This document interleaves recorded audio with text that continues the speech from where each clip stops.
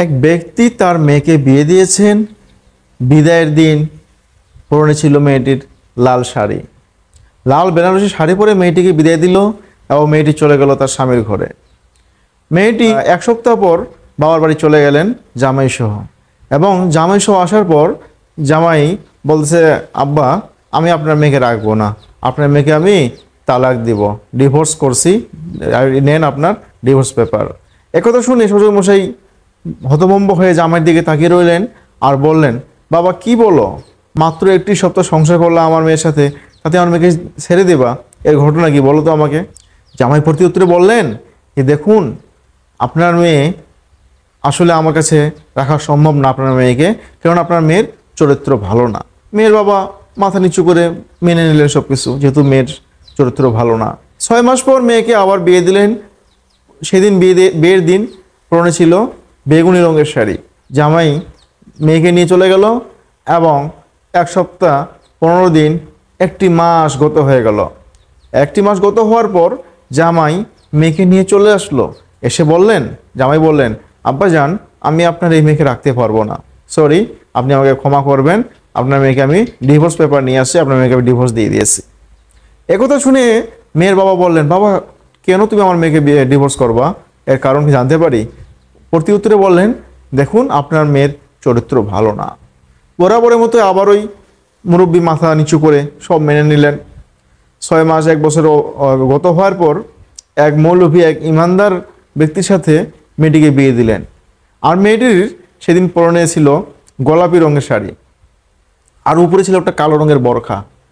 এবার মেয়ের বাবা ভাবছে, যাই হোক আর যাই হোক, 2টি সংসার নষ্ট হয়েছে, আশা করি 3য় সংসার টিকবে আমার মেয়ের।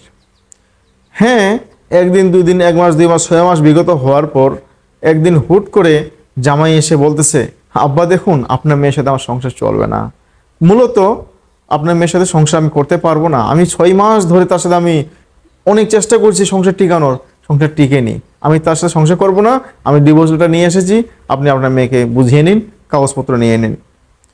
এবার শ্বশুর বরাবরের মতো আবারও জিজ্ঞেস করলেন, বাবা দেখো তুমি আমার মেয়েকে ডিভোর্স করছো ভালো কথা, কেন ডিভোর্স করছো সেটা তো বলো। প্রতি উত্তরে জামাই বললেন, আপনার মেয়ের চরিত্র ভালো না।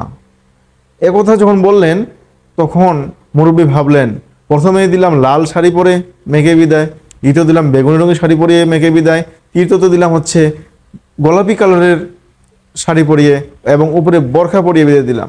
কিন্তু এতবার কালার চেঞ্জ করার পরেও যেহেতু পরিবর্তন হলো না, তাহলে এখানে কি করা সম্ভব? তার মেয়ে জামাইয়ের সাথে উনি যখন পরামর্শ করলেন, হুজুর তাকে পরামর্শ দিলেন ওনাকে, যে আসলে উপরে কাপড়ের রং চেঞ্জ করে মানুষের উন্নতি বা মানুষের চরিত্র চেঞ্জ করা যায় না। যদি তিনি পরিবর্তন হতে চান তবে তার তার চরিত্র পরিবর্তন করতে হবে। মূলত আমি এইটুকুই বলতে চাইছি যে আগে নিজেকে বদলান, নিজেকে বদলাতে পারলে আপনি আরেকজনকে বদলাতে পারবেন। উনি বদলালে এইভাবে এক পর্যায়ে করে বদলাতে এক পর্যায়ে আপনার দেশও বদলে যাবে। আজ আমরা দেশকে বদলাতে যাবে, দেশের উন্নতি চাচ্ছি, দেশের আমরা একজনকে নামিয়ে দিয়ে আরেকজনকে তুলতে যাচ্ছি, কিন্তু মূলত আমাদের দেখতে হবে যে আমরা কাকে সেই আসনে বসাতে চাচ্ছি, তার চরিত্র কেমন, আমাদের এটা দেখার খুবই জরুরি। আসলে রাজনীতির বিষয় নিয়ে আমি এটা বলতে চাচ্ছি না, তবুও বলে ফেললাম, আসলে এটা রাজনীতির বিষয় না, আপনারা ভেবে চিন্তে যা করা করবেন। আর একটা কথা নিজেকেও বদলাতে হবে। নিজেকে বদলাতে গেলে আপনার আমার আগে আমার নিজের চরিত্র চেঞ্জ করে তারপর ভাবতে হবে আমার ভাগ্যের বিষয়টা, যে আমি আসলে নিজেকে যদি আমি বদলাতে পারছি তাহলে আমার ভাগ্য বদলাবে, এটা অবশ্যই বদলাবে ইনশাল্লাহ। তো নিজেকে বদলান, আর আপনি দেশের উন্নতি চান বা নিজের উন্নতি চান, আপনি যেটাই সাকসেস হতে চান, অবশ্যই আগে আপনার চরিত্র বদলাতে হবে। যদি আপনার বদ চরিত্র আকীদা থাকে তাহলে সেটা চেঞ্জ করে আপনাকে ভালো হতে হবে। আজকে এখানে শেষ করব। সবাই ভালো থাকবেন, সুস্থ থাকবেন, দেখা হবে নেক্সট কোনো ভিডিওতে। আল্লাহ হাফেজ।